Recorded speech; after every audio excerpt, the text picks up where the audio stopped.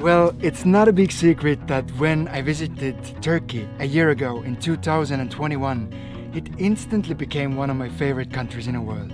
Local people, culture, and food just found its way to my heart. And this is why I'm extremely happy to say that we have once again entered Turkey. So in this video we'll be talking more about our first days in this country, and although it's only been a year, quite a few things in here have changed. Oh, and at the end of this video I also have some positive news to share that will bring joy into your weekends. We entered the country from Bulgaria. The border crossing, well, it was long. We waited 5 hours to cross.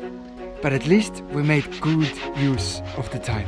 Yes, the others gave us quite weird looks, because, well, how often do you see that somebody is washing their bloody car at the border crossing? Straight after entering, we were greeted by a new, shiny sign. The text on it is definitely the first big thing that has changed in the last year. Without a joke, Turkey came in front of the UN with a proposal to change their English name into Türkiye. And it went through. Turkish President Erdogan stated that it was to preserve and glorify the Turkish culture and nation. And it definitely has a ring to it, Türkiye. But my guess is that it also has something to do with sharing the name with a bird, which name is often used as an insult. By the way, the country had its name far before the bird, and pretty much by accident the bird got named after the country.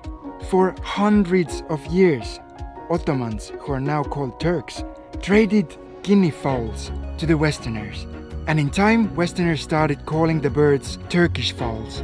Well, and when a similar looking bird needed to be named, then the name Turkish fowl was shortened and the name became Turkey. So anyway, the country now has a new name.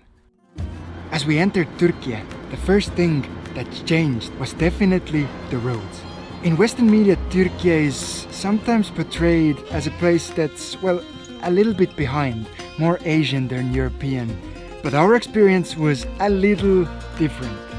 For weeks we were driving on roads like this in Eastern Europe, and we had to buy quite an expensive vignette in each and every country. Once we got to Turkey, the road conditions were much better. It was nice to drive without everything shaking, and the best thing is, those roads, they are free. As we continued our journey, we slowly started to get used to the Turkish way once again. If you've never been here before, it might be a shock, but there are some things you simply need to get used to. For example, the traffic in small towns will always be hectic. Stray cats and dogs are simply part of life in here. They occupy the seats in cafes and greet you with a smile on the street when you're having your morning walk. And of course, Turkish tea is still the glue of this society. Tea houses are everywhere and people just socialize and spend time over there. And of course we had a small cup ourselves. As we were visiting a local supermarket we knew from the last time, suddenly it hit us. One other thing had changed, and that thing was the prices. Although I was in Turkey only a little bit more than a year ago, then the prices in Turkish lira since then have almost doubled. And even more evident was the price of diesel. Last year I remember paying 6.7 lira per liter. This time the price was about 25, which is almost 4 times as much. For us Europeans, the change was not that evident, as the exchange rate of euro to lira has also changed. But for local people, it has to be a huge difference. If you are Turkish, please let me know down in the comments how the inflation rate and rising prices have changed your life. And have the salaries also raised so that you guys can still have a comfortable life. Next thing we did was visiting a Turkish local market. if you ever wanna buy fresh produce in this country, that's definitely the best option. Although we were in a small town called Freyja, the market was still lively. Yes, it will definitely take me some time to get used to the Turkish market culture again. There's something happening everywhere and my head is just spinning. The air smelled like fresh fruit and it felt good to be a part of it. In Turkey, the time of the year determines what is sold on the market. Last time I was here in the summer, then the markets were filled with fresh cherries and strawberries.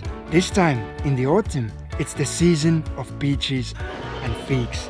It just works like this in here, that whatever is in season is really quite cheap. A kilo of figs we bought for 85 €. They were amazing. 3 bell peppers for 40 cents. It really feels good to be able to afford fresh and healthy food. We both felt amazing after leaving the market. Such small things like smiling locals and good, healthy food was really part of the reason why I fell in love with this country a year ago. And I saw that it was slowly catching on to Liisu as well. While we were walking back to our van, she suddenly told me that she had never been to a mosque before. She has visited Turkey before, but back then she was told that women are not allowed in mosques. Well, that's simply not true. We got geared up and voila! The place was small and peaceful. Absolute opposite to the life on the streets and the markets. While in there, Liisu asked me if she was allowed to meditate in here. At first I wasn't sure, but then told her yes. Because after all, didn't Muhammad himself spend 15 years in a cave of Mount Hira meditating and praying before he received the revelations from Allah? It was really nice to see how visiting a mosque made Liisu feel happy. Oh, she's just gonna love Turkey. We continued our journey towards the north coast and really were quite surprised of what we saw.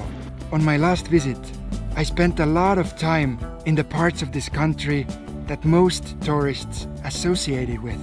The blue Turkish Riviera, big cities and huge crowds, and of course the desert-like landscapes inland and in the eastern part of this land. But the north was different. It was green, occasionally few villages, and overall it was very calm. The only thing that wasn't calm was the Black Sea itself. The winds were raging and the waves about 2 meters high. To once again get accustomed to the Turkish taste, we had ayran and döner meat for dinner. As we woke up next morning, we both knew that this day was probably going to be the last peaceful day for a long while.